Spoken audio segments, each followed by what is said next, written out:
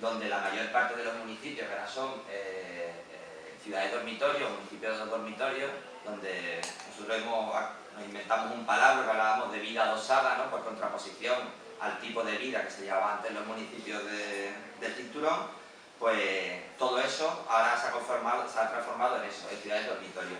Entonces, la última apropiación por parte de las administraciones, de las empresas privadas, de lo que era, digamos, suelo rural, es el Parque Tecnológico de la Salud. La ciudad así entendida como es un mero centro de atracción de capital, ¿no? Y puede tener, pues, puede adoptar diferentes formas, ¿no? Sí es verdad que a pesar de las diferentes formas, ya digamos que el turismo de la tortilla de patata y del español prototípico de los 60, con miras a la sueca, eso ya como que es un producto que ya está, que no vende, es un producto que no es full. Ahora, por ejemplo, el gran fetiche de promoción de las ciudades es el utilizar la cultura, ¿no? O sea, la cultura como el principal elemento para ponerlo en valor. Entonces, sin duda alguna, precisamente es la cultura donde se puede revalorizar con mayor rapidez y de forma más eficaz, precisamente con la celebración de estos grandes eventos, ¿no?, que ahora los explicaré. Con un pequeño cuestionamiento o un gran cuestionamiento.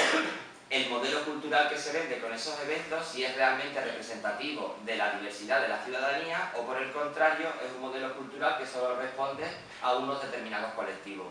O por el contrario, a quien benefician, por ejemplo, estos grandes eventos culturales, ¿no? ¿Beneficia al grueso de la ciudadanía en toda su heterogeneidad, o por el contrario beneficia a las élites locales, a las administraciones y a las empresas de fuera, ¿no?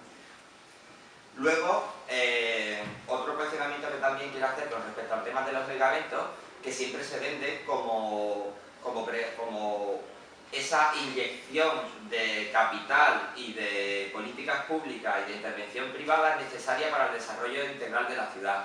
Sin embargo, ya eso empieza a ser un razonamiento trasnochado, porque cada vez hay más teóricos, urbanistas y gestores que ponen en duda, por ejemplo, que ese tipo de medidas sean eficaces. Otras cosas porque en ningún momento responden a lo que sería un desarrollo integral de la ciudad. Es decir, los beneficios que se generan de la celebración de la Expo 92, al margen, por ejemplo, por el ejemplo de Sevilla, voy a intentar poner ejemplos de diferentes puntos del Estado, por ejemplo, la Expo 92 o los Juegos Olímpicos, está claro que no beneficiaron al grueso de la ciudadanía, incluso hubo colectivos desfavorecidos que lo pasaron aún peor que previamente a la celebración del evento. Por ejemplo, hablo de los asentamientos chabolistas de determinadas zonas de las periferias de ambas ciudades, ¿no?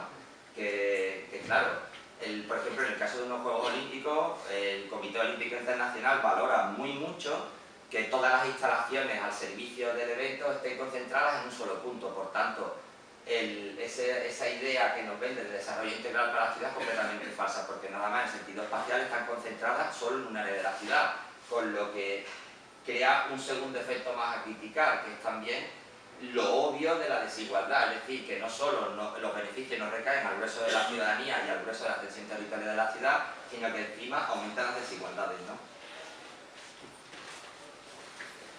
Y bueno, el tercer punto que quiero destacar de los grandes eventos, antes de que entremos completamente en hablar de lo que sería la marca Granada, pues es que siempre, a pesar de lo que es la celebración en sí, siempre hay un interés ulterior. En este caso, los grandes eventos culturales, deportivos, desde que España se lanza a España y muchos otros países europeos, con los mundiales del 82 se lanza a la piscina de desarrollar los megaeventos, pues siempre hay un interés más que la propia celebración del Mundial de Fútbol, la celebración de la conmemoración del milenio, que es precisamente la implementación de una serie de grandes infraestructuras y de transportes en la ciudad.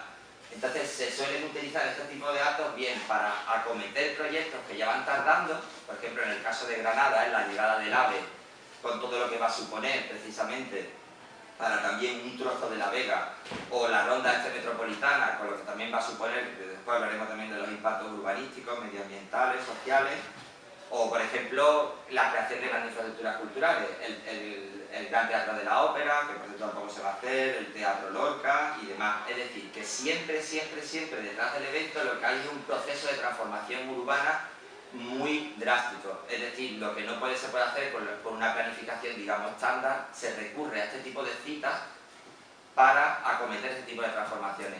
Y una cuarta y última crítica, y ahora doy paso de nuevo a Juan, es precisamente que con ejemplos como la Cartuja, si alguien ha estado en Sevilla, la Cartuja donde se celebró la Expo, ¿no?, es que todas esas dotaciones de grandes infraestructuras y edificios que se crean, no solo después no se aprovechan, sino que precisamente responde con mucha facilidad a lo que son las dinámicas fundamentales del capitalismo. Es decir, construye y luego no es que esos edificios se puedan aprovechar, sino que constantemente hay que estar sobreinvirtiendo en la zona, es decir, que se crea una dinámica constante de sobreinversión, con lo cual no solo esos edificios no generan beneficios para la ciudadanía, sino que encima hay un constante intercambio de dinero, con lo cual la ciudadanía nunca aprovecha esos espacios y siguen sin beneficiándose siempre, en este caso nosotros hablamos de élites locales, porque en el caso de Granada sí es verdad que hay una sobrerepresentación de empresas locales que son las que manejan el cotarro de la ciudad. Y ahora pues os hemos hablado un poco de lo que sería más el apartado urbanístico puro y duro de la planificación, y ahora bueno pues digamos, ahora sería la parte más antropológica, que vamos a hablar precisamente, y con esto creo que nos quedan 10 minutos largos, de lo que es la construcción cultural, ¿no?, de cómo se vende la imagen cultural de la Granada actual. Entonces Juan va a hacer un repaso de lo que ha sido, cómo se nos ha ido vendiendo la moto de esta Granada inmersa en un pasado orientalista que nadie se lo cree ya a estas alturas, junto con una ciudad moderna, accesible, con grandes viales, con buenas carreteras, aeropuertos y demás. Entonces Juan nos va a hablar cuál ha sido el proceso histórico en los últimos 20 años, y yo luego, para cerrar, os hablaré precisamente de lo que es la marca Granada actualmente.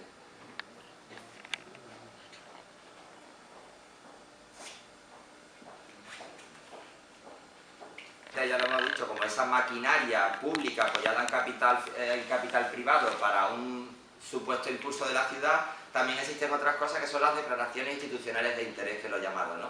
Es decir, como por ejemplo este interés por algunas ciudades de nuestro entorno, por ser, por ejemplo, capital cultural europea. En el 2016, hasta hace poco, han estado aspirando a ella dos ciudades andaluzas, que han sido Córdoba y Málaga. Málaga tengo entendido que se quedó fuera en los preliminares, y no sé si Córdoba seguirá en ello, ¿no? Ese es un ejemplo de declaración institucional.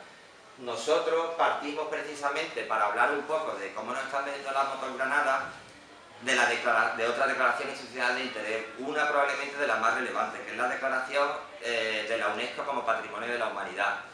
Lo que en 1984, que ya Juan lo comentó antes en el vídeo, cuando Granada, la Alhambra de Granada y el Generalife es declarado Patrimonio de la Humanidad, pues lo que en principio parecía que iba a ser un claro apoyo a la conservación del monumento y a su puesta en valor y demás, con el paso del tiempo pasaron años y años y años y se pudieron ir viendo y detectando las consecuencias precisamente que trajo eso, lo que en principio parecía un proyecto conservacionista de puesta en valor de un monumento, lo que trajo consigo para la ciudad, ¿no? En el 84 se declara Patrimonio Histórico de la Humanidad la Alhambra, pero es que 10 años después esta declaración se hace extensible a lo que es el barrio del Albaicín. El Albaicín y Sacromonte. Luego aparte se reinventan los límites territoriales del Albaicín, porque el Albaicín, tal como lo conocemos hoy día y el producto que se le vende a los turistas, no es cierto. El Albaicín tenía una extensión muchísimo menor, pero era tal el influjo de esta declaración institucional, en este caso de la UNESCO, que vieron oportuno delimitar todos los límites de lo que se consideraba Albaicín precisamente hasta el río Darro, justo abajo de la Alhambra, ¿no? Es decir, se trataba de elaborar el primer escenario para el turismo, ¿no?, de lo que iba a ser la nueva Granada. Hablamos del año 94. No solo desde el plano urbanístico, ¿no?, de cómo se concibe el barrio en torno a un monumento y cómo esta ciudad se proyecta a partir de ese a partir de ese monumento al exterior, sino que es que aparte, bueno, pues igual nosotros hablamos de ciudad capitalista, pero otros teóricos, por ejemplo, utilizan también el término ciudad empresarial, lo cual también entra a huevo con nuestra forma de entender la trama urbana, porque una ciudad empresarial es aquella precisamente que las políticas públicas se tienen que apoyar sí o sí en el capital privado, es decir, son de tal envergadura los proyectos que se quieren poner en marcha que con el dinero público no se puede y necesitan sí o sí la entrada y la intervención de las empresas privadas. Entonces, cuando en el 94 el Albaicín es declarado Patrimonio de la UNESCO, pues ahí es cuando empieza la debacle. O sea, el Albaicín es un barrio, que hablo del Albaicín, pero hay más barrios históricos también, que también en Granada, que también pueden servir de ejemplo, y seguramente en Murcia también podamos utilizar algún ejemplo. Pues el Albaicín, a partir del 94, con la declaración de la UNESCO, una de las principales bazas con las que juegan los promotores es precisamente que esta declaración de la UNESCO trae consigo la inyección de capital. Entonces, efectivamente, el barrio empieza a transformarse, empiezan a, digamos, a decentarse casas que estaban en muy pésimas condiciones, porque desde los 60 el Albaicín no había parado de perder población, con la diferencia de que en el año 94 las cifras de gente que empiezan a marcharse del barrio, o sea, son exponencialmente mayores. Ni siquiera cuando las inundaciones de los años 50 se marchó tanta gente del barrio. ¿Qué pasaba? Que precisamente esta intervención de dinero procedente de organismos públicos internacionales y la entrada también de las empresas privadas en la transformación de un barrio, trajo consigo precisamente que el barrio se tematizase, lo que nosotros llamamos un barrio tematizado. Convirtieron el Albaicín en un parque temático, de modo que las poblaciones autóctonas del Albaicín ya, con unos índices de alquileres muy altos, ya no podían empezar a hacer frente a los nuevos costes que costaba vivir en el barrio, ¿no? De ahí esa pintada que duró muchos años en Granada, que creo que resume bastante lo que es un poco lo que ha pasado en todo esto, que decían queremos un barrio feo y barato, ¿no? En el sentido de hasta qué punto queremos un barrio precioso cuando no es un barrio destinado a que lo habitemos las personas del mismo, sino que estamos orientados a agrandar a los turistas, ¿no? Bueno, y después de haberle metido tanta caña a la UNESCO, el otro hecho que queremos destacar un poco previo, porque va muy en la línea al otro gran evento del 2015, son los campeonatos del mundo de esquí alpino del 96. Inicialmente os digo que los campeonatos se iban a celebrar en 1995, pero por esas cosas de la vida no nevó y se tuvo que celebrar un año después. Esto me parece una mera anécdota, trajo consigo una consecuencia desastrosa, que claro, al no nevar vieron el riesgo en que se ponía la estación de esquí de Sierra Nevada, ¿no? Entonces fue cuando empezaron a crear nieve artificial. Un año después, cuando en el 96 se celebran finalmente los mundiales de esquí, y se entera al tiempo de que se había estado cogiendo agua de todas las cuencas de los municipios que están en los bajos de la zona de la estación de esquí, como Monachil, Dílar y Goja, se había estado cogiendo agua de las cuencas de los agricultores de la zona precisamente para la fabricación de nieve artificial. Es decir, los mundiales de esquí, aparte de eso, ¿no?, que clamó al cielo, también trajeron consigo pues todo lo que era la renovación por completo de los accesos viales de la ciudad. Se crearon nuevas carreteras, se construyeron nuevos hoteles, nuevas grandes infraestructuras, y Granada empezaba a venderse al mundo como una ciudad moderna, ¿no? Años después, en el 2015, pues precisamente se va a acometer otra intervención del mismo tipo, y no va a ser con unos campeonatos del mundo de esquí, pero sí va a ser con los Juegos Olímpicos de invierno. Y bueno, y así llegamos a nuestros días, ¿no? En octubre del 2007, el anterior presidente de la Junta de Andalucía, don Manuel Chávez, pues en un acto público que hizo en Granada cuando el Partido Socialista estaba, si se puede, más desacreditado de lo que está actualmente, pues presentaba precisamente que se iba a celebrar en Granada en el 2013 el milenio, ¿no? Iba a ser la conmemoración de los 1000 años del reino nazarí. Independientemente del dato, que el señor Chávez en ese momento se equivocó, porque el reino nazarí se celebraría, en todo caso se cumplirían 800 años, y no se cumplirían 1000, serían en todo caso 1000 años del reino nazarí, pues él decía que el milenio tendría que ser una cita donde se recuperara precisamente la convivencia armoniosa de las tres culturas del libro, judíos, musulmanes y cristianos. Es decir, en un intento de escasa originalidad, intentó recuperar todo el discurso orientalista y embarcado en un pasado historicista más propio de, bueno, si tenéis en mente la película Bienvenido Mr. Marshall, era un poco la idea que el señor Chávez con la que dibujó a Granada, ¿no? Esa Granada de Walt Disney, medio orientalista, más propia de los cuentos de Washington Irving que de la realidad, ¿no? Pero en cualquier caso, Chávez en su discurso fue muy tasativo, ¿no? Dijo, bueno, se va a celebrar los 1000 años del reino nazarí, será un momento perfecto para el encuentro intercultural, y a su vez debe suponer para Granada lo mismo que supusieron en el año 96 los mundiales de esquí. Es decir, decía, con el milenio llegará el AVE a Granada, se terminará la segunda ronda metropolitana, se construirá el Gran Teatro de la Ópera, es decir, había una serie de grandes infraestructuras proyectadas por parte de la Junta de Andalucía, del Gobierno Autonómico, que de una forma u otra no salían y necesitaban crear un evento de estas características para que esas grandes infraestructuras efectivamente se cumpliesen en algún momento. Como se veía que la Junta de Andalucía no tenía el dinero suficiente para acometer esto, se inventa un gran evento en el que pueden participar las empresas privadas. Porque a su vez, bueno, ahora hablaremos de los beneficios que tienen las empresas privadas.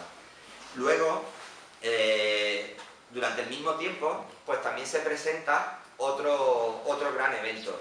Si el Milenio de Granada para el 2013 es una promoción del Gobierno Autonómico, el Ayuntamiento de Granada, junto con una de las principales empresas de la ciudad, que es la Universidad de Granada, junto con Cetursa, que es la empresa que gestiona el Parque de Sierra Nevada, que es una empresa que está constituida con capital público y privado, donde los patronos son gente de la administración y de entidades financieras importantes de la ciudad, como Caja Granada y demás.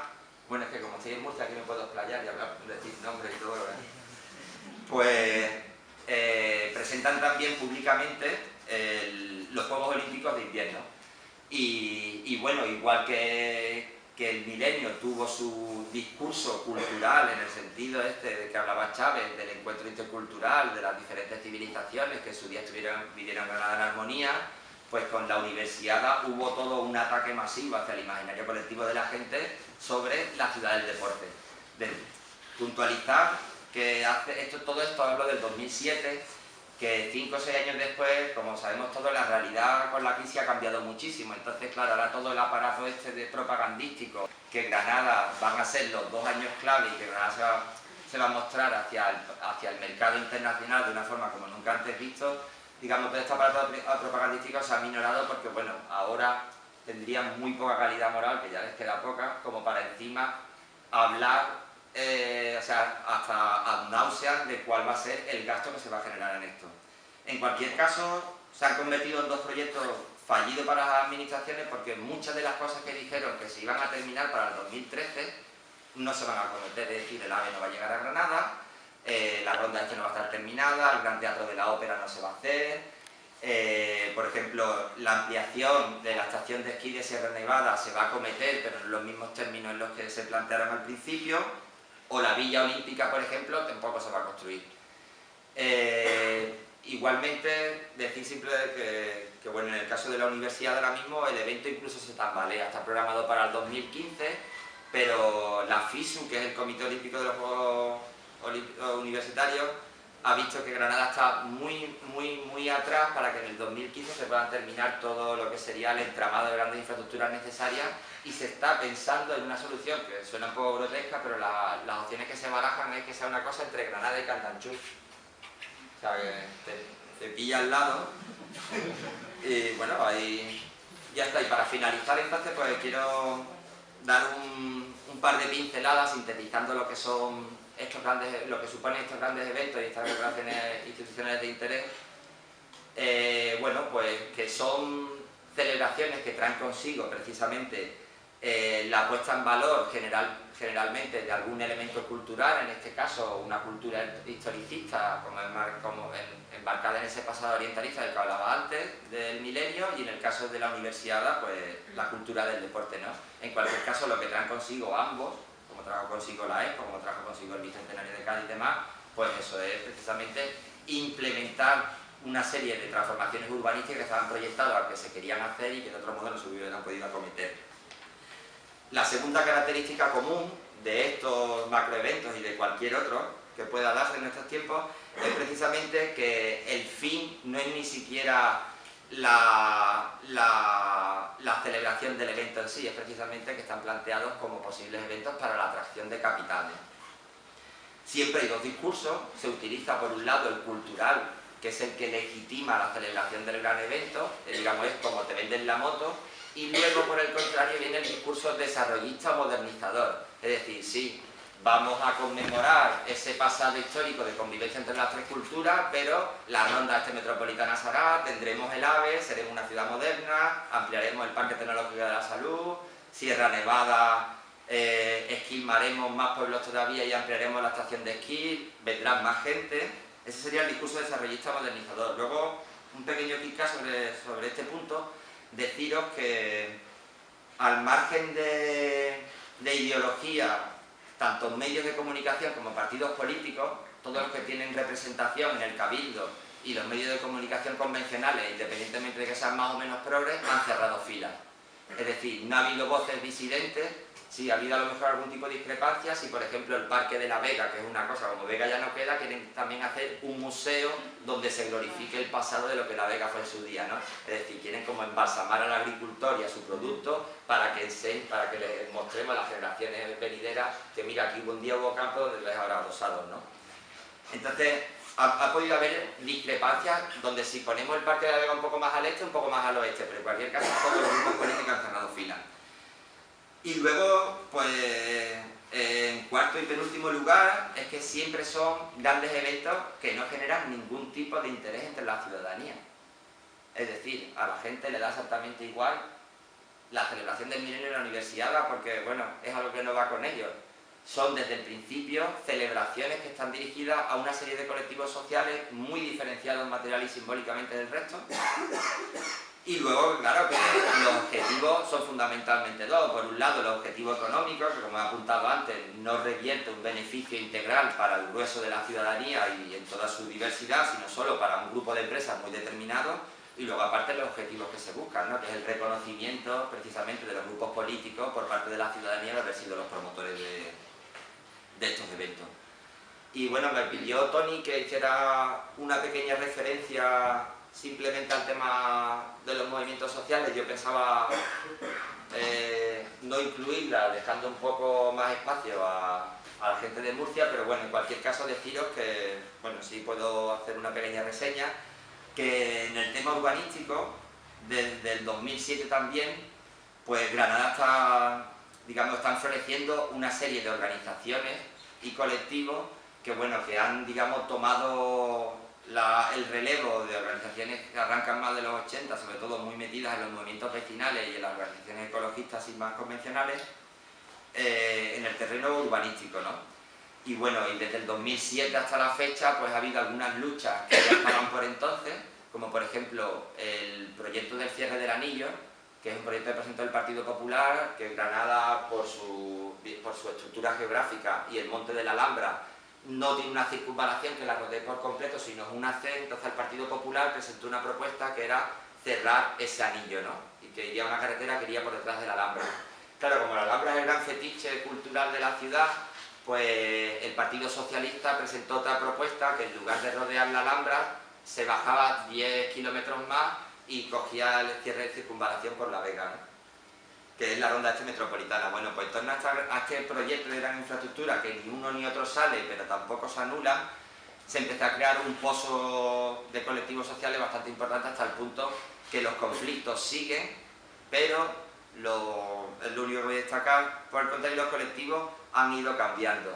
Es decir, se ha pasado de la estructura férrea de un colectivo que trabaja en determinada temática y perdura en el tiempo a tener más en cuenta el trabajo colectivo y no tanto la propia organización.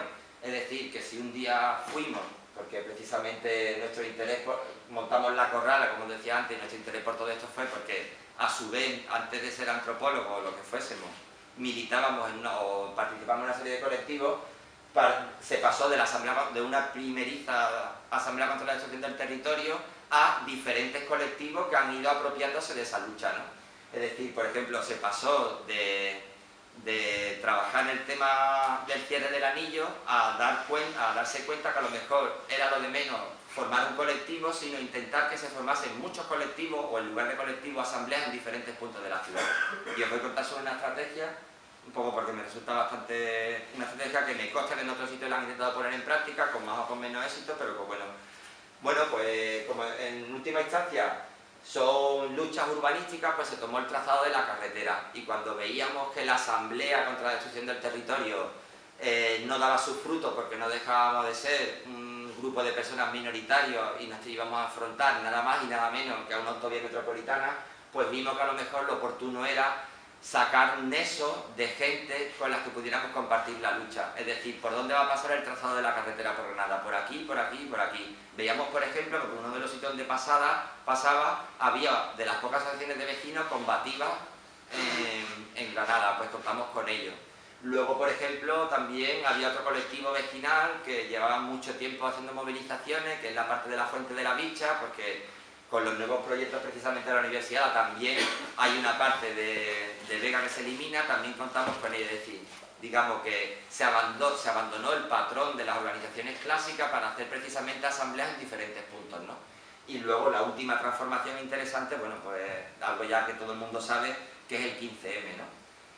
El 15M o lo que sea que pasó en mayo, pues bueno, lo digo lo que sea con todo mi respeto porque es verdad que fue algo muy grande que yo ya no sé ni cómo describirlo, ¿no? Es verdad que a todos nos sobrepasó. Bueno, pues esos colectivos que estaban antes en activo desaparecieron como tales, pero digamos que el 15M fue el que se apropió de esa lucha, ¿no? Dándole incluso una visión más general y más extensiva al grueso de la ciudad.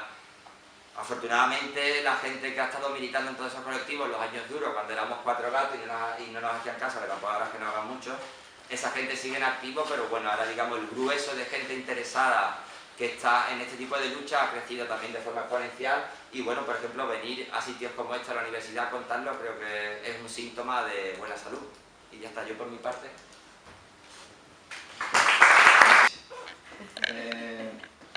La parte que vamos a presentar, yo y Miguel Ángel, aunque Miguel Ángel no quiera, es la de los tiempos de la ciudad, de los centros comerciales, capital, trabajo y vida. Bueno, esto viene desde el ámbito más universitario, distinto a lo que ellos han hecho, pero éramos 4 personas, somos 4 personas las que hicimos esto a partir de un proyecto de un proyecto de investigación de sociología del trabajo. El asunto es que esta comunicación está más centrada en las condiciones de trabajo de la gente que trabaja en los centros comerciales, ¿no? Pero nos surgía la pregunta, sobre todo a Andrés Pedreño, que no ha podido venir, ¿por qué se construyen los centros comerciales en Murcia y qué supone eso? Los centros comerciales no son más que el ejemplo, la consecuencia de un modelo productivo y social, ¿no? Las ciudades son el ejemplo de todo eso. Las ciudades son el resultado de todos los movimientos sociales, económicos, que se generan en el espacio. Las ciudades no son neutrales. Y las ciudades que tenemos, no es lo mismo Marinaleda que Barcelona, las ciudades que tenemos, o que Granada, aunque hay procesos que son iguales, ¿no? Como la artificialización del patrimonio y todo se hace para venderse y tal, bueno, las ciudades que tenemos son resultado de los políticos que tenemos y de la gente que tenemos viviendo en ella. Murcia, que vemos aire, se lo inventaron los políticos que la destrozaron, ¿no? Y la convirtieron en un cadáver. Entonces, bueno, voy a ser un poco caótico porque, como digo, tenía una organización distinta y hace un momento he cambiado lo que íbamos a decir. O sea que no pasa nada. Eso tampoco se lo he dicho. La investigación se hizo entrevistando a gente de los centros comerciales para poder luego saber un poco en qué habían cambiado su vida, ¿no? Construir centros comerciales no es solo poner asfalto o poner ladrillos, sino que es consecuencia de que en una época de bonanza económica para alguna gente, los pobres siempre estamos en crisis, en esa época de bonanza se invirtió capital en el sur de Europa, por parte de los países del norte de Europa, para sacar más rendimiento. Esto ya lo sabéis, esta historia de que nos inventaron con préstamos baratos para poder hacernos todos ricos de forma ficticia y donde las rentas del capital eran más importantes que las rentas del trabajo. Es decir, tu trabajo valía poco, pero si invertías, te comprabas una casa, podías ser rico, como nunca lo habían sido tus abuelos y tus padres. El mundo de los centros comerciales, la ciudad de los centros comerciales, Murcia, como centro comercial en sí mismo, como producto que se vende por medio de la cultura, que no respeta ninguna frontera ni es limitado por el imperativo del consumo, se han convertido en el mundo entero. A esto me lo hemos hecho famoso, no sabe que está aquí en las proyecciones, porque le he hecho mi imagen en la foto sin que se diera cuenta. Seguramente estaba aburrido de estar esperando allí, pero la bolsa la lleva bien llena y no bien cargada, ¿no? El mundo entero, representación de los centros comerciales. El objetivo de la investigación es todo eso que pone ahí, pero era cómo esta transformación urbana también cambia a la gente. Que la construcción sea un negocio ya lo sabemos, para algunos, y que son desastres para otros también lo sabemos. Sin embargo, para nosotros es muy importante entender que la construcción de los centros comerciales cambiaba las relaciones sociales de la gente. Las cambia. No es simplemente algo anecdótico, un sitio que esté abierto hasta la 10 de la noche. Las entrevistas que hicimos fueron todas estas, creo que no se ven, en las que entrevistamos sobre todo a mujeres, que son las que más sufren lo que se llama la reproducción, ¿no? La forma de reproducción social, cómo se organizan en casa, cómo cuidan a los hijos, cómo van al trabajo, cómo pierden pelo porque están ansiosas y tienen estrés, porque no pueden hacerlo todo al mismo tiempo. En una especie de descripción, de discurso de vida del absurdo. Nunca sabes lo que va a pasar contigo dentro de 2 días porque depende de tu encargado, ¿no? Pero bueno, eso, si queréis, luego hablaremos del tema del trabajo. Vamos al tema de la reestructuración urbana, que era lo que iba, ¿no? El perfil de las mujeres ha cambiado, son sobre todo trabajadoras, aunque he dicho trabajadoras con perfil proletario, que aguantan más, horario draconiano, etcétera, etcétera, pero tienen que ser jóvenes y tienen que ser guapas, ¿no? Nuestras madres que trabajan en almacenes de fruta no pueden vender ropa en el Zara. Los centros comerciales, los palacios de cristal, lo que hacen es revitalizar una forma de ciudad totalmente capitalista, en el que se genera más dinero a partir del gasto de dinero y en el que el casco urbano pierde su función de centro social, de reproducción social. Es decir, mientras que en Murcia se construían ciudades ficticias, como los centros comerciales, ¿no? Espacios de sociabilidad privados, con guardias de seguridad, con fuentes, con música de fondo, donde nunca pasa nada, ¿no? Se perdía la sociabilidad, se mataba la sociabilidad real de las ciudades. Las plazas se llenaban de asfalto o de cemento y se quitaban los bancos, ¿no? Para poder controlar y vigilar a la gente o para simplemente echarla, ¿no? Se construye una ciudad que es el resultado de la gran avenida, autovía, gran superficie comercial, nueva macrourbanización, autovía, residencia, centro comercial, un círculo vicioso en el que si no tienes coche no eres nadie y en el que tienes que gastar mucho dinero para poder vivir en una zona que antes no era nada, que era desierto. Esto ya lo sabéis, esta presentación la hicimos en varios sitios, en Valencia, en Bilbao, que ellos no conocen, no lo dominan, no conocen Murcia, nosotros yo creo que sí. Y la ciudad de los centros comerciales, aparte de una inversión, como digo, aparte de imponer una forma de reestructuración urbana, impone una forma de sociabilidad y también lo que hace es imponer una dictadura del automóvil, ¿no?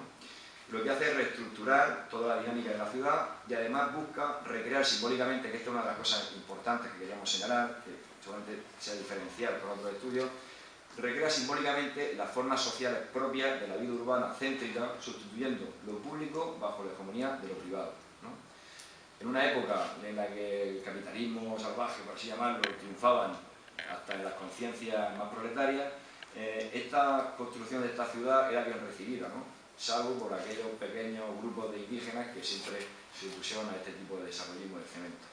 Entonces, en realidad, los centros comerciales para nosotros son un espacio urbano sin ciudadanos, en el que solamente, ¿no? Es como un oxímoron, espacio urbano sin ciudadanos en el que solamente rigen los principios de la propiedad privada, ¿no?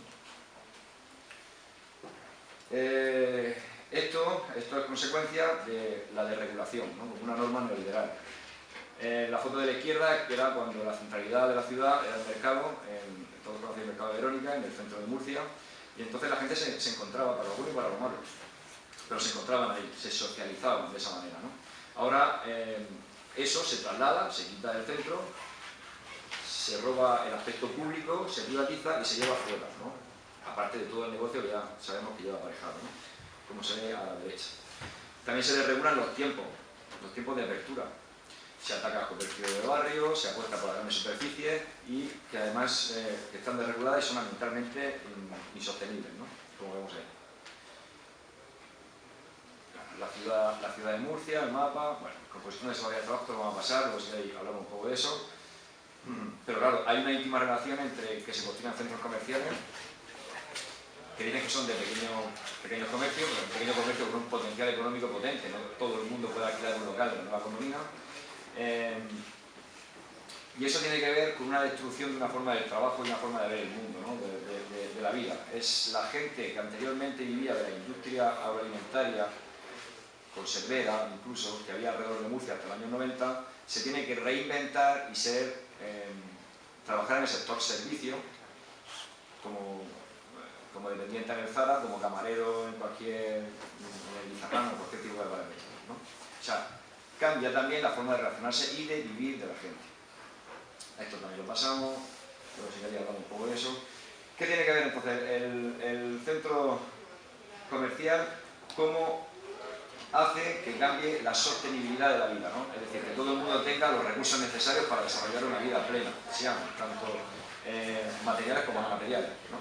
Bueno, pues los centros comerciales intensifican los tiempos de trabajo y la disponibilidad del trabajo, ¿no? Entrevistamos a la gente que entrevistamos, como digo, sobre todo mujeres, lo normal era que tuvieran contratos de lunes a sábado. Sábado es un día normal, es una derrota nuestra. Ahora se va a ampliar, ya me estaban comunicando hace poco, una de las personas que entrevistamos, me la encontré en la calle y me dijo que ya estaban haciendo contratos de lunes a lunes, es decir, los domingos son días laborables que se cobran domingos, ¿no? Es decir, se rompe con una dinámica del tiempo que lleva aparejado una forma de organizarse en las casas, de relacionarse con la gente, de salir a tomarte lo que sea, un chándwich con tus colegas, a comer pipa o irte con la novia al cine. Todo eso cambia y se rompen también formas de relaciones sociales con respecto a los centros comerciales. Es decir, la reestructuración del espacio no solo es cemento y dinero, sino también cambia la forma de relacionarse de la gente. Y eso está hecho a espejo, a imagen y semejanza de quien pone la pasta y de quien reorganiza las ciudades, políticos y que tienen dinero, ¿no? Ahí, como dice Marta, son hombres ficticios, dice que a veces gana el trabajo y la vida queda para después. O Nina, que tiene totalmente interiorizado ese proceso, hay que trabajar, porque si tú eres trabajador, un trabajador leal, que trabaja siempre que te diga la empresa, todas las horas que te diga y no protestas, tendrás siempre un futuro, ¿no? Un futuro para tu hijo, ¿no? Al que no ves porque trabaja en el centro comercial. Esta chica nos decía que cuando le llega un currículum y hay alguna en la caja, alguna compañera suya, le daba el codazo y decía, bueno, ya podemos estar listas y espabilando que esta viene quitando el trabajo, ¿no? Eso también es una forma de ver el mundo y una forma de relaciones sociales, ¿no? Bueno, algunas frases más de la gente. Con la crisis estamos todos a ver quién hace más. Cuando viene nos tienen negativo. Y eso tiene que ver con el centro comercial, porque son relaciones de trabajo que están muy vinculadas con este tipo de organización, ¿no? Si aquí tenemos 12 domingos al año, que se puede abrir todavía, los centros comerciales o tal, o los pequeños comerciantes que no pueden venir a nadie que haga, pero en Madrid todos los fines de semana, ¿no? Nos contaban auténticas barbaridades, gente que hacían 6 y 7 semanas que no podían salir con su pareja a tomarse algo porque tenían que trabajar los fines de semana, viernes, sábado y domingo. Bueno, los horarios laborales, aparte también, como ya hemos comentado, voy a pasar un poco más rápido para luego si queréis, y luego también el tiempo de desplazamiento al trabajo. Se generan auténticas arterias que bombean sangre en forma de recursos y personas hasta los centros comerciales que lo digieren y luego lo vomitan de nuevo de vuelta a su casa.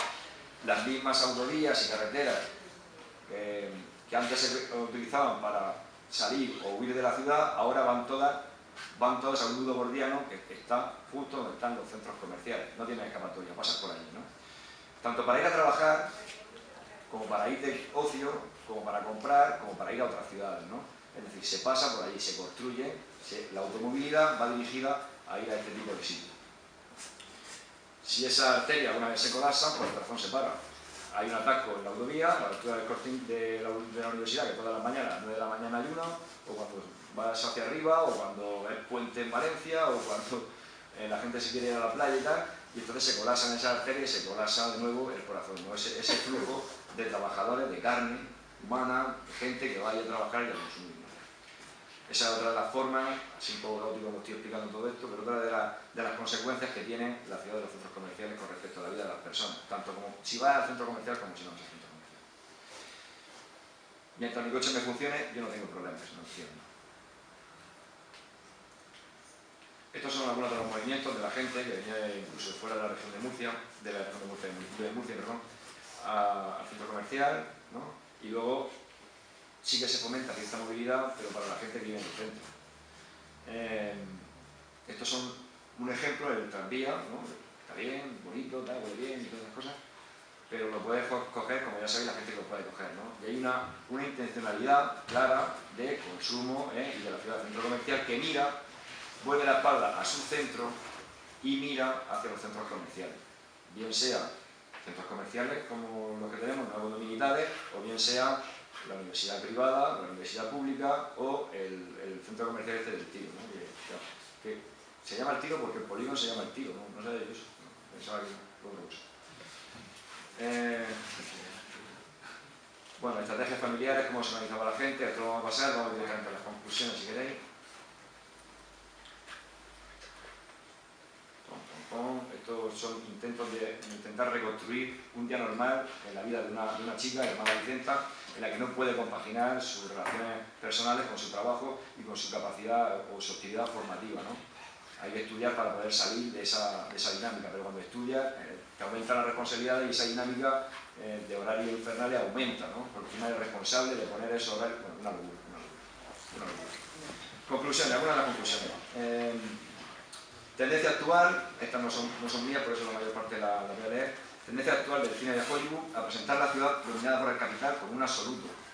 Todo es capital, la película de Cosmópolis, la otra que no sé cómo se dice, Martin Cole, y la película de Capital, que por cierto recomiendo que veáis porque la van a quitar enseguida y porque anoche éramos 4 personas viéndola en el cine. Y es un retrato sobre cómo fluye el dinero y quiénes son los que generan la crisis, cómo se manejan los banqueros. Es una película bastante buena de Costa de publicidad. Pero el capitalismo, como decimos, no es una cosa o una losa, sino algo inherente a las relaciones humanas, sino que es una relación social, una consecuencia, ¿no? Donde hay dominación siempre hay antagonismo. El segundo punto sería que la ciudad de los centros comerciales, de nuestra investigación, esta será la conclusión de todo lo que he intentado comentar antes, se exacerban las tendencias globales hacia la formación de un precariado urbano, la desregulación y oligarquización de los usos del espacio y el tiempo y la privatización de la vida. Apostamos por una perspectiva de investigación que incorpore una geografía política de los usos sociales del territorio. Los territorios no son solo, como definieron alguna vez los geógrafos, ¿no?, un espacio, sin más, ¿no?, en el que pasan cosas, sino que pasan y se usan por parte de la gente y a veces esos usos son visibles y otras veces no son visibles, pero también están ahí en intentar investigarlos, ¿no?, y darle cuenta. Porque nosotros pretendemos o entendemos que debemos incorporar al apartado de la conflictividad obrera la proliferación de ciertas luchas desencadenantes fuera del espacio productivo, pero íntimamente asociadas a las condiciones de proletarización. ¿Qué quiere decir esto? Que no solo en la fábrica está la lucha, porque además ya vamos para 6 millones de parados y esa gente no quiere decir que no pueda luchar porque no seamos trabajadores, ¿no? No podamos luchar porque no seamos trabajadores. El uso del territorio, la destrucción de él, o cómo se vende, cómo se patrimonializa, es muy importante. Me dicen qué sistema y en qué forma de relacionar estamos. Otra de las conclusiones podría ser que con esta investigación, donde nos tuvimos que acercar a los centros comerciales, donde había gente que no tenía miedo de hablar directamente acerca de su puesto de trabajo y otras nos pedían por favor que nos fuéramos lejos de allí, donde un chico quiere volver a hablar conmigo porque lo han despedido después de todo esto, no por la investigación, sino después de todos los procesos de reestructuración de la nueva condomina. Nosotros prestamos mucha atención a las microresistencias, a las luchas inmediatas, ¿no? Era gente que le costaba mucho ir a la huelga porque perdían un sueldo, o era gente que no se organizaba en sindicatos, casi ninguno estaba sindicado, porque además muchos de ellos recibían presiones directas para poder sindicarse, ¿no? De hecho, uno de los sindicatos más fuertes es el sindicato FETICO, que es el sindicato creado por y para la patronal, ¿no?, FETICO, Federación de los Trabajadores del Comercio. Entonces, esta gente no se organizaba de esas formas tradicionales de lucha, pero sí que luchaban a su manera, ¿no? Resistían. ¿De qué manera resistían? Pues bueno, pues uno de ellos resistía fumando tabaco de guiar. Le decían que no podía fumar tabaco de guiar porque daba mala imagen en la empresa.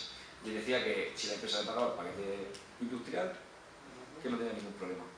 Le dijeron que no podía fumar cada vez que venían los gerentes, porque cada vez que fumaba tabaco de guiar parecía que estaba fumando porro. Yo le decía, un análisis de sangre si quiere y luego te denuncio porque no es legal. Este chico lo han despedido, como digo, ¿eh? Eso me enteré, tú no lo sabías esto, pero me enteré hace poco, me enteré la semana pasada. Pero este chico sí que fue a encabezar ciertas protestas sin estar en ningún sindicato cuando le robaban permanentemente la hora extra y no se las pagaban, ¿no? Este chico, que estaba allí en mantenimiento, trabajaba 14 horas los domingos y se las pagaban como si fuese una normal de lunes, ¿no? Es decir, era una forma de resistencia. También había otro tipo de resistencia, como por ejemplo a los horarios de trabajo. La gente llegaba a un cuarto de la tarde, sabía que iban a echar la bronca igual los encargados,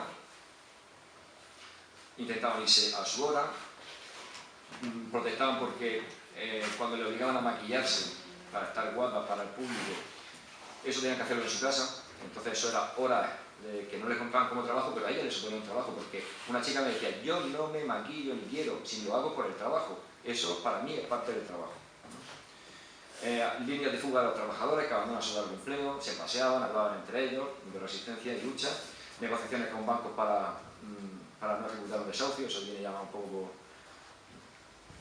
la plataforma y todo eso, para hablar también de todo eso. estrategias de reducción del tiempo de trabajo, compatibilizarlo con formaciones escolares, intentar reducir las jornadas para poder hacer un poco más de caso a los hijos, etcétera, etcétera, etcétera.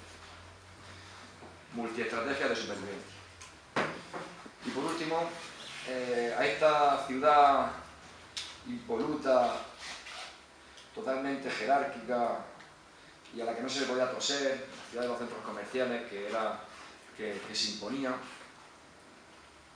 pues últimamente esa microresistencia y esa lucha inmediata están posibilitando, desde nuestro punto de vista, una ciudad, en vez de contrapuesta, que es la ciudad de la movilización del trabajo. Ya veremos qué queda todo esto, pero en el último tiempo, desde el final del año 2010 hasta a lo largo de todo el 2011, lo que ha dicho Óscar, el 15M, y etcétera, etcétera, se están creando formas de resistencia a esa ciudad soñada por el capital.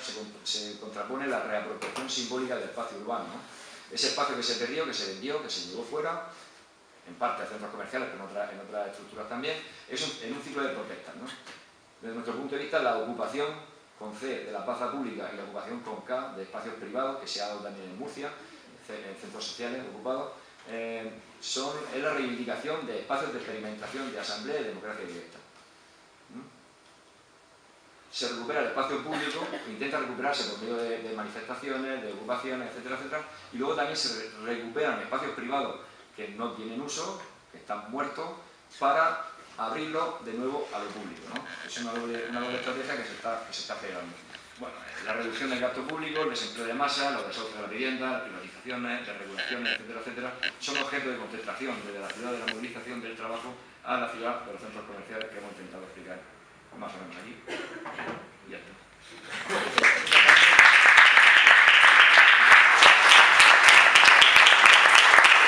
Casi se sale de lo urbano.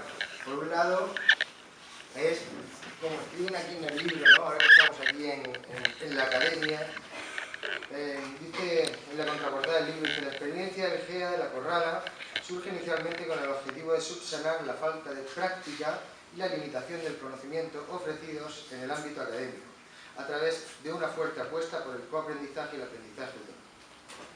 Desde hace un tiempo, entre mis compañeros, soy criticado por estar continuamente haciendo eso, criticando el intelectualismo de la academia. Y de esta noción de intentar continuamente saber qué es lo que le está pasando a la gente desde arriba y por tanto decirle cómo tienen que hacer las cosas.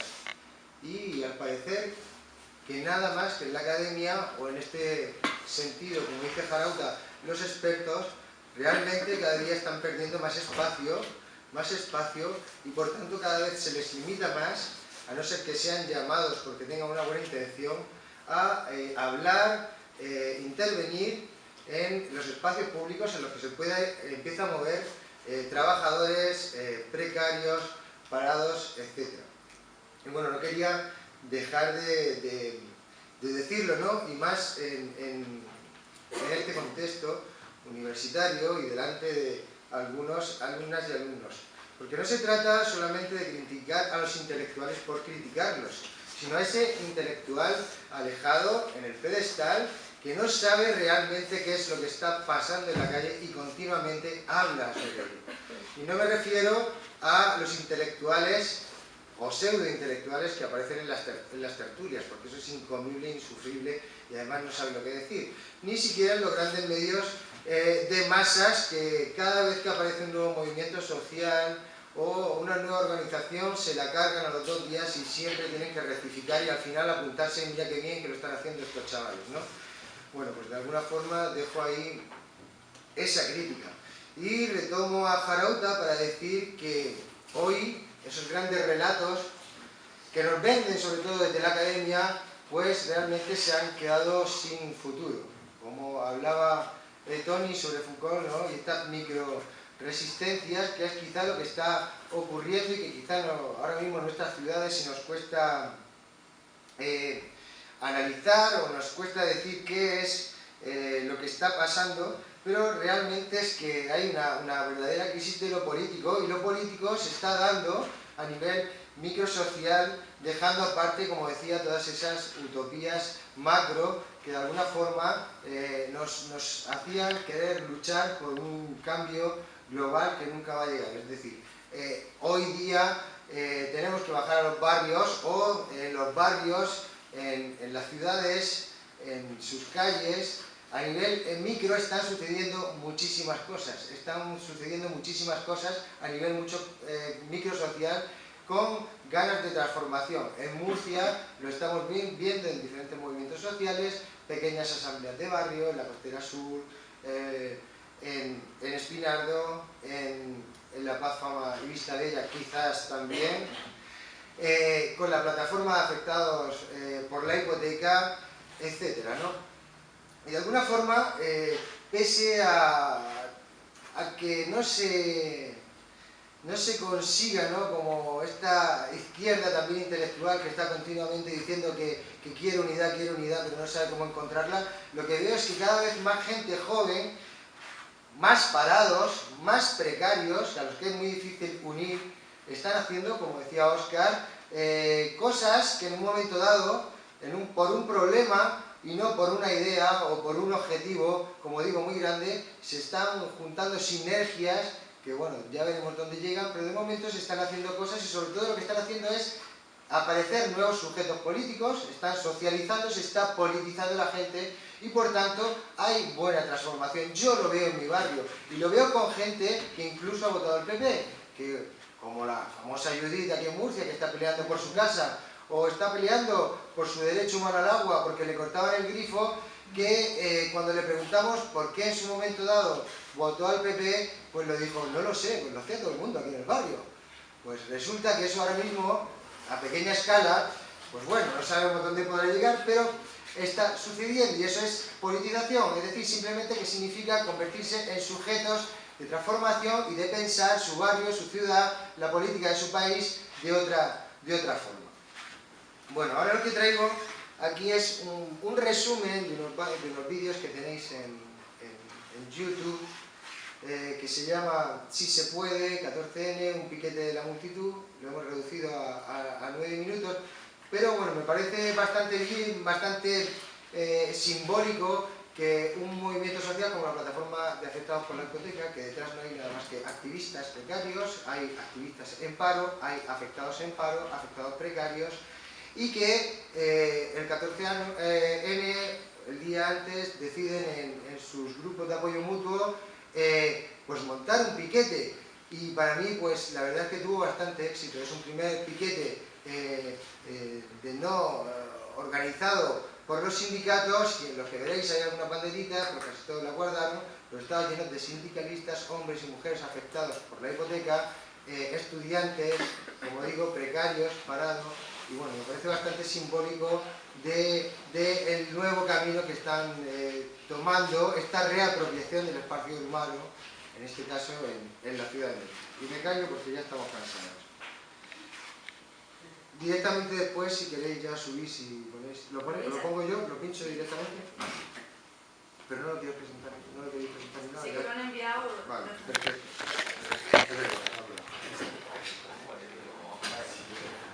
Preparar el sonido, lo toco si no se ve bien, porque los baffles son como de ordenador y tiene música y no se ve muy bien, pero bueno, ahí lo dejo. Solo es muy elaborado, ahí apenas se percibe, pero tendréis que haber escuchado discurso por discurso donde está el capital, quienes están desahuciando a la gente, que son los bancos, y con connivencia del poder político, y enfrentarse de esa forma tan directa con la policía, gente tan joven, en mayoría chicas, pues os digo que por primera vez digo, bueno, pues Murcia no es tan fea, ni está tan sumamente mal, ¿no? Y bueno, pues nada, que terminamos la charla, y no sé si queréis que ponga el vídeo primero y después hay preguntas, o lo dejamos para el final, porque lo que manda siempre el colectivo todo no deja indiferente, entonces casi que nos vamos con un buen sabor de boca al final, y si hay alguna pregunta para los ponentes, que sea ahora. Yo prefiero que se ponga, o sea, Claro. lo que habíamos hablado, que se ponía todo, Todo y después, claro. Pero también para el debate también a lo mejor. Ha ido a buscar los colectivos. Claro. Mira, como estaba oscuro, entra más gente.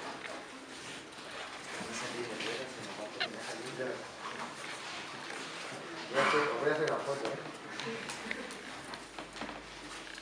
Pues nada, si no sé qué decir, después del vídeo este, casi ronda de preguntas. Oscar, estaba esperando a ver si entraba Antoni, pero no entra. Así que, bueno, reflexiones, preguntas. La extensión del movimiento social, el movimiento social es una estructura diferente a la de los 70, los 80 y los 90. Pues otro síntoma más es cómo la gente también se está yendo al medio rural, ¿no? Como una forma de lucha también, ¿no? Recordar, por ejemplo, que yo sepa, en España creo que el pueblo rural que se ocupó hace más tiempo fue el de La Cave, en Navarra, fue hace 30 años creo, así, como lucha también de transformación del urbano, de su urbanización, por decirlo de alguna manera, ¿no? Y que sin embargo, pues esa realidad cada vez está siendo mayor también, ¿no? Ahora que pues, creo que en San Jorge hay la Sierra de la Vila, hay una gente que está viviendo allí,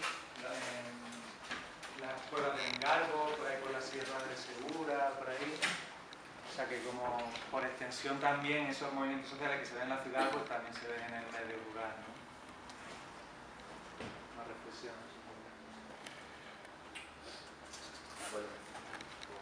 De hecho, al hilo de lo que comentabas tú, en el caso de Granada precisamente, con el tema de la celebración de los Juegos Olímpicos Universitarios de Invierno de la Universidad, pues hay un municipio que tiene una parte que es eminentemente rural y que precisamente se montó la asamblea de Dilas, por eso se llama Dilas, contra la universidad, porque Dilas es una de las poblaciones afectadas, y la asamblea de Dilas debería estar conformada por población autóctona del pueblo y no, pero por el contrario la conforma en su mayoría gente precisamente que no solo de Granada, sino de grandes ciudades como Barcelona, Madrid, que se cansaron de la ciudad, acabaron en Granada y finalmente se cansaron de Granada y se fueron a Viladilas, que sí que es un hecho que...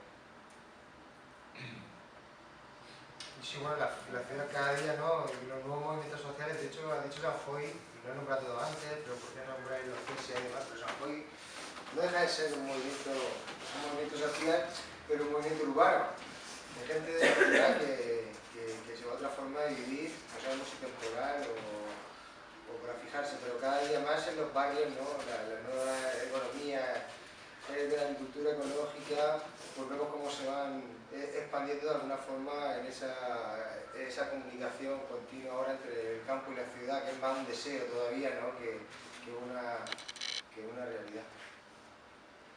Y como han hablado otros dos, pues quería también algo.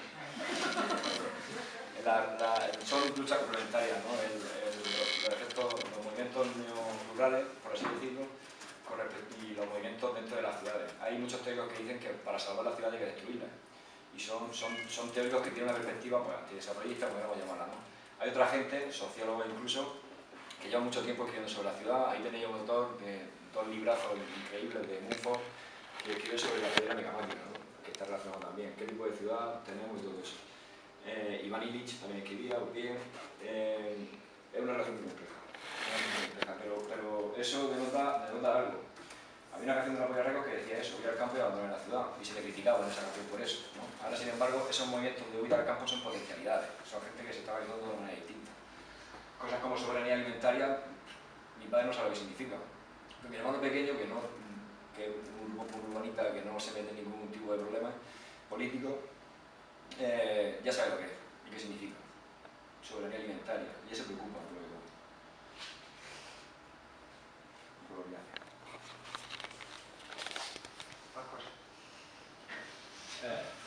Quiero preguntar por los movimientos sociales cuál el cáncer o la enfermedad puede atacar a un movimiento social en lucha. De protagonismo, de todo eso. ¿Cuáles las enfermedades que puede atacar a un movimiento social donde tenemos el peligro entre nosotros? No hablamos de fuera de fuera. Como el protagonismo, de todo eso. Bueno, yo sé por dónde va porque más o menos siempre preguntan lo mismo, desde esta cuestión de lo bueno, cualquiera que estudie un poco los movimientos sociales sabe que cualquier movimiento social nace y muere, pero mientras está en lucha cambia, se transforma. Como decía antes Oscar, al final uno se hace un grupo y ve que no funciona y se va para otro sitio. Y bueno, ahí está, siempre son la vanguardia y son quienes ponen los verdaderos problemas e incluso cómo se deben hacer las cosas encima de la agenda política y de la agenda social, ¿no? Y por tanto, que siempre es la avanzadilla de todo lo que va a pasar. A mí ahora, no sé, quizás los movimientos sociales de ahora, sí, algo que me gusta mucho de la plataforma de afectados por la hipoteca, que es que tiene un símil muy grande con los movimientos a partir de los 60, ¿no? Con estos movimientos ecologistas y demás, que es tener un gran repertorio de acción, ¿no? En un momento dado se te cae uno, pero son tantas las cosas diferentes, tanto institucionales como no institucionales, que se hacen a pie de calle, pero dentro de negociaciones con bancos, negociaciones con instituciones políticas, denuncias de los juzgados, utilizando los mecanismos de participación que pone el Estado, como la ILP, aunque no va a servir, es decir, las protestas, los piquetes en la calle, ahora vemos el piquete del 14N, etcétera, etcétera. Es decir, un repertorio muy amplio de acción que le da vida y se va sosteniendo, y además no es eso, sino que en ese repertorio de acción tan abierto puede entrar y salir. Mucha gente que en un momento puede simpatizar, sentirse cómodo y en un momento dado salir, porque al final los movimientos sociales cansan, ¿no? Pero vemos que hay movimientos que perduran, ¿no? Por ejemplo, al final todo un movimiento ecologista, cuando llega y coinciden con Ecologistas en Acción, que es un conjunto de pequeños movimientos, ahí entra y sale